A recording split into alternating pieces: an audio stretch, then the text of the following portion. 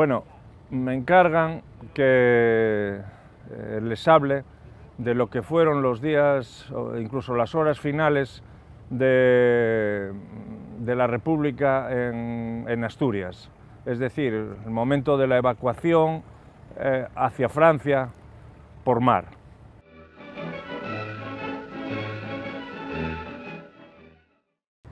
Cuando empieza la ofensiva nacionalista sobre Asturias, es decir, el 1 de septiembre, después de la caída de Santander de 1937, hay que resaltar una cosa, que es que Asturias resiste más tiempo frente a la ofensiva del ejército franquista que Francia en 1940 frente a la ofensiva de la Alemania nazi. Francia, todo un país con toda una retaguardia a su disposición, resiste menos días que lo que aguantó Asturias. Eso da idea de la ferocidad de los combates, amparados también por la geografía asturiana. Cuando fue el ejército republicano, actuó de una manera bastante inteligente y desde luego aprovechando todas sus posibilidades. Es decir, iba turnando los batallones que estaban en primera línea, iba estableciendo sucesivas líneas de contención, pero la avalancha que se venía enfrente, la verdad es que era difícil de parar, por la desproporción que había, tanto en medios humanos como en materiales. Y especialmente, porque así lo dicen siempre todos los testigos, el dominio absoluto de la aviación alemana que venía con Franco.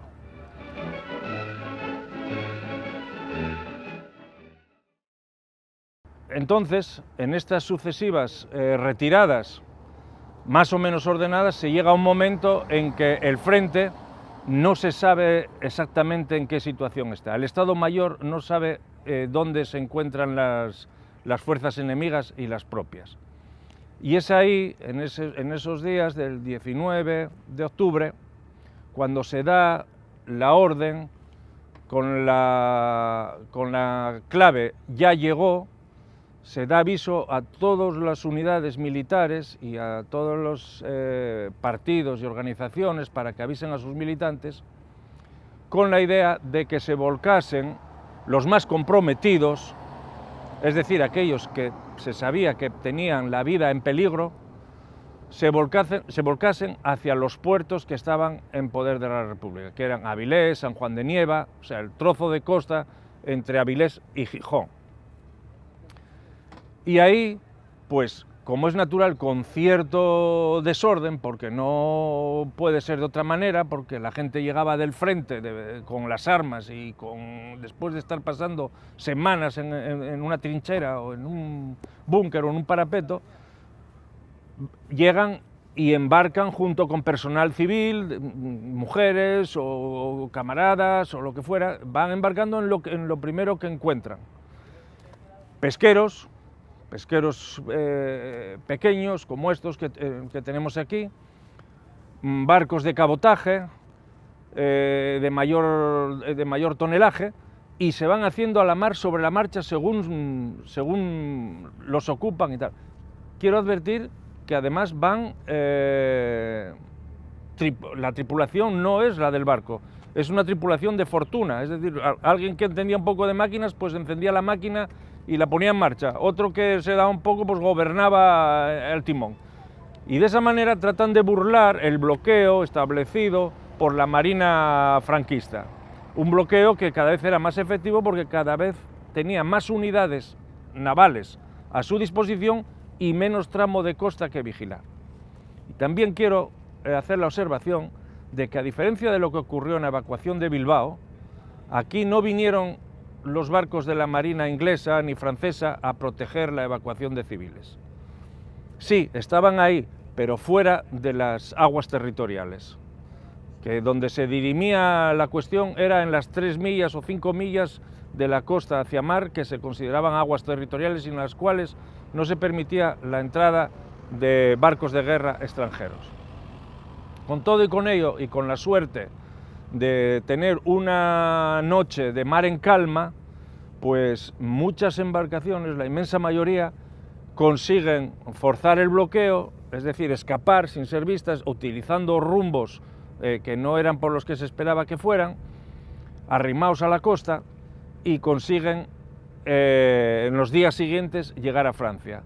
donde se enfrentan con otra dificultad muy grande, que es, primero, que el tiempo empeora notablemente, y en segundo lugar, que al no conocer la costa, los puertos, las barras de entrada a las rías, pues se produce algún que otro naufragio, y muchos franquean esa dificultad gracias a la ayuda de los pescadores franceses que los encuentran en alta mar.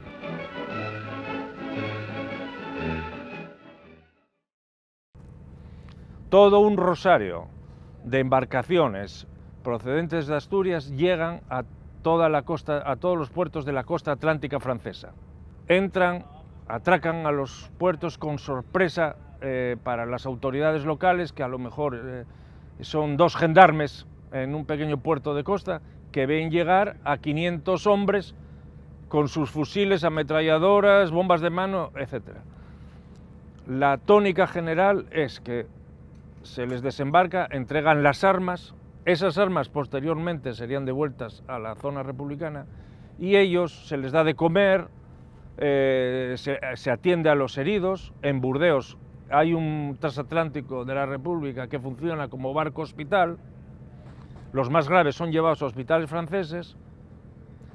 y el resto, en trenes que se habilitan sobre la marcha, son trasladados a la frontera catalana.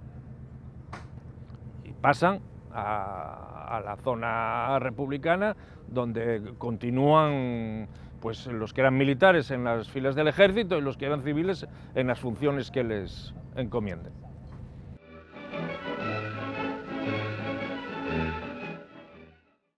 Pero al mismo tiempo también quiero señalar que al final todo el mundo corrió la misma suerte, porque quitando los asesores rusos que marcharon un día antes en un avión, no sé si con la hija de Belarmino Tomás, el resto de las autoridades, incluido el Consejo Soberano presidido por Belarmino Tomás, se presentó a las 7 de la tarde en el Musel sin tener nada preparado, porque el destructor Ciscar, que podía haber sido pues el más adecuado por su velocidad, por su entidad, por ser un buque de guerra, pues acababa de ser hundido por la aviación. Entonces subieron a otro pesquero y marcharon, y consiguieron llegar afortunadamente para ellos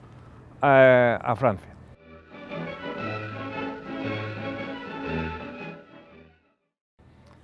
Por contra, el crucero Cervera y el resto de los barcos, el Júpiter, los Bous armados, etcétera, de la Marina Nacionalista que estaban haciendo el bloqueo, pues apresaron pues igual a una docena de mercantes y pesqueros que iban con milicianos y con civiles intentando llegar a Francia. Los apresaron, según los apresaban, les ordenaban que se juntasen frente al Cabo Peñas, y al día siguiente los condujeron, escoltados por barcos de guerra, hacia Ribadeo. En Ribadeo, una parte de los prisioneros fueron conducidos por carretera o por ferrocarril o en camiones, o sea, por tierra, hacia los campos de concentración que se habilitaban en Galicia, y otros fueron conducidos por mar, en mercantes ya de mayor entidad, hacia La Coruña, donde empezó el proceso de identificación, selección, etcétera, etcétera. Quiero también recordar que es a raíz de la derrota de Santander, debido al elevadísimo número de prisioneros republicanos que se hace, cuando el ejército nacionalista, debido a ese fenómeno tan grande de prisioneros, ese número elevadísimo, empieza a construir, a levantar campos de concentración, que hasta entonces había sido una cosa improvisada y momentánea y transitoria. Ahí se crea una dirección general de los campos de prisioneros, Y en la zona nacionalista pues empiezan a aparecer, aparte de las cárceles, cárceles provisionales, etcétera, campos de concentración propiamente dichos, que en fábricas o en antiguos colegios o en lugares que pudieran albergar a un número muy elevado de personas y que al mismo tiempo estuvieran cerrados para evitar las fugas.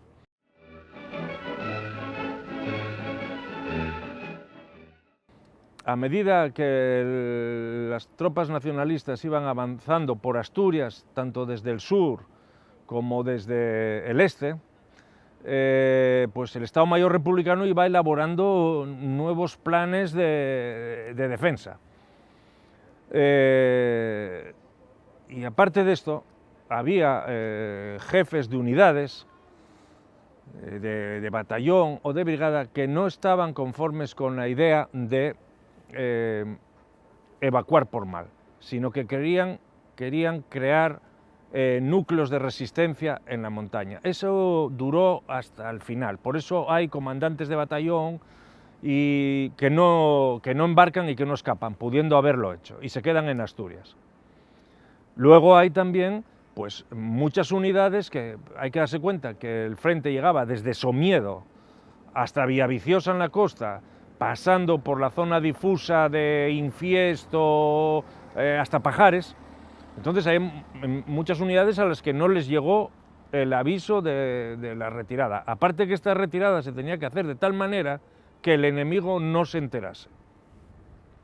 Entonces, de estos militares o milicianos que no pudieron embarcar por las razones que he expuesto,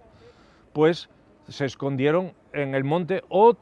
muchos trataron de pasar a la otra zona republicana, bien andando, bien camuflados con la población civil. Hay casos de todos, incluso algunos llegaron a Francia caminando y pasaron por tierra a Francia para luego... O sea, que esto hubo cantidad de variables. La consecuencia de los que no pudieron escapar y quedaron en el monte, pues es lo que da origen, a su vez, a lo que se conoce popularmente como los fugaos. Es decir, personas que no se entregaron y que ante el temor de la represión, pues se escondieron en el monte, trataron de sobrevivir pues con la ayuda de los familiares o de camaradas o de amigos o de como pudieron. Y esto se prolongó, se puede considerar en cierta medida una guerrilla, pero era más bien una lucha por la supervivencia. Esto se prolongó pues hasta casi mediados de los 50.